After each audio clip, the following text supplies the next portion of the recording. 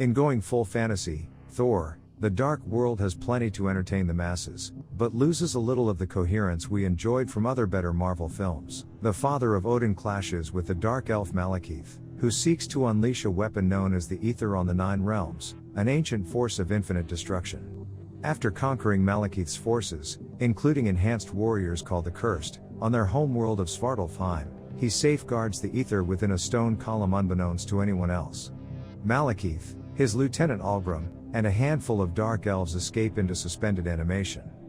In present-day Asgard, Loki stands imprisoned for his war crimes on Earth.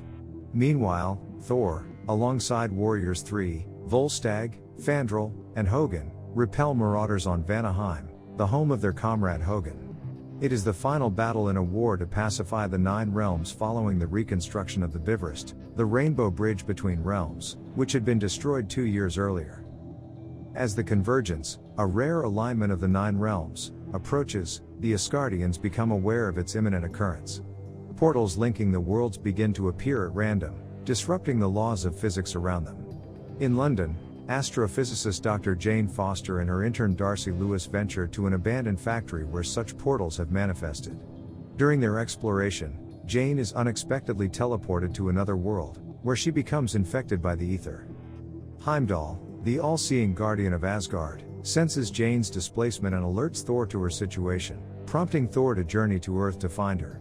Upon locating Jane, she inadvertently releases the unearthly force contained within her, prompting Thor to bring her back with him to Asgard.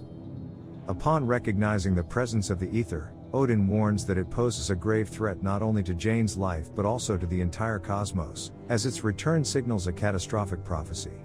Malekith, awakened by the release of the ether, transforms his lieutenant Algrim into a monstrous creature known as Curse and launches an assault on Asgard. Malekith and his forces seek Jane, knowing that she harbors the ether within her.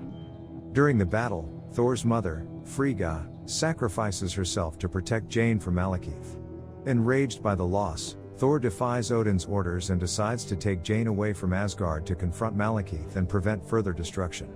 Reluctantly, Thor enlists the help of his imprisoned brother, Loki, who knows of a secret portal that can lead them to Malekith. In exchange for his assistance, Thor promises Loki vengeance for their mother's death. As Thor, Loki, and Jane make their escape, they are assisted by the Asgardian warriors Volstagg and Sif, who stall Malekith's forces. Using Loki's cunning and trickery, they set out to sabotage Malekith's plans and confront him away from Asgard. In a desperate attempt to stop Malekith, Thor confronts him as he attempts to extract the ether from Jane. However, Thor's efforts to destroy the exposed substance fail, allowing Malekith to merge with the ether and escape on his ship. During the confrontation, Loki sacrifices himself to save Thor, fatally wounded in the process. Thor, grieving over his brother's sacrifice, promises to honor Loki's memory and inform their father of his bravery. With the help of Jane, Darcy, and Dr. Selvig, Thor learns of Malekith's plan to unleash the ether at the center of the convergence in Greenwich, intending to restore the Dark Elves to dominance. Thor engages Malekith in a fierce battle across various portals and worlds, attempting to prevent him from carrying out his plan. However, they become separated through one of the portals, leaving Malekith unopposed on Earth. Thor returns in time to join forces with his mortal allies, using their scientific knowledge to devise a plan to defeat Malekith.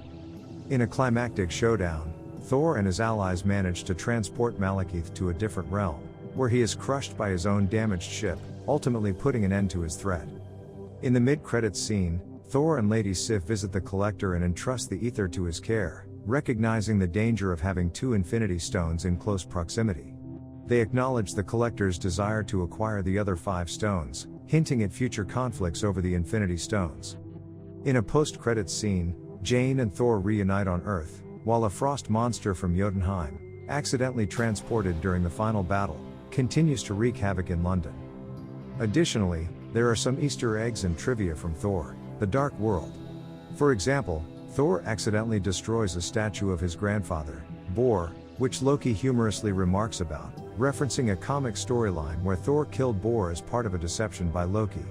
The stone creature Thor fights is a Cronin, an alien being from the comics. Indeed, the starburst on Malekith's chest armor serves as a subtle homage to its original comic book counterpart, adding a touch of authenticity and nostalgia for fans of the source material. Stan Lee's cameo as the man requesting his shoe back injects a moment of lightheartedness into the film, offering a brief but memorable appearance for viewers to enjoy.